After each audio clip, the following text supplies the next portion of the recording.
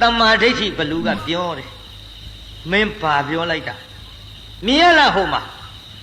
အယောနုနုမဝါရတာကြာလားလဲအောက်ကကလေးကငါစားလိုက်မကွာသဖုံးမြုပ်အောင်မလုတ်ပါနဲ့ကွယ်ဖယားသားတော်လေးမလုတ်နဲ့ဟဲ့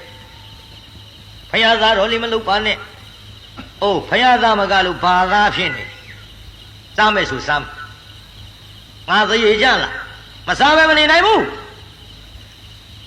မိစ္ဆာဒိဋ္ဌိဘလူရဲ့မင်းမလုတ်လေးနဲ့မင်းဒုက္ခဖြစ်လိမ့်မယ်နော်ဩဒုက္ခနောက်မှဖြစ်မှာစားတာအရင်ဝါဖို့အရေးကြီးပိဋကဒုက္ခဖြစ်မှာကနောက်တဲ့စားတာကအရင်နဲ့ဝါဖို့အရေးကြီးတယ်တဲ့မမြင်ဘူးအန္တရာယ်ကိုမင်းမလုံးနဲ့ပြောရသားနဲ့ကွာစားမကွာဘာဖြစ်တော့ဟဲ့ငါပြောတဲ့စကားနားမထောင်ရင်မင်းကန်နဲ့မင်းကွာကလေးစားမလို့ခြီတော်နှစ်ချောင်းလင်းနဲ့ကင်ပြီးတအားဆွဲလိုက်မလေးနမော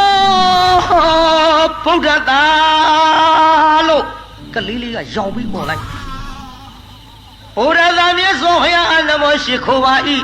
နမောဗုဒ္ဓသာနမောဗုဒ္ဓသာနမောဗုဒ္ဓသာလို့ဆိုပြီးတော့ရောက်អော်လိုက်တော့လေဘာပြောကောင်းမလဲပြည်သားမိစ္ဆာဒိဋ္ဌိဘလူရဲ့ရင်ဝမှာလေ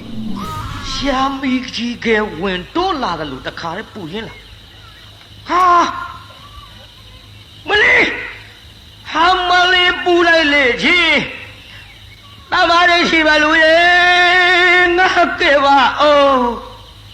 ငါကဲပါအောင်ဝင်းနေမိတွေလောင်းကုန်ပြီတောက်ကုန်ပြီပူလှကြီးရဲ့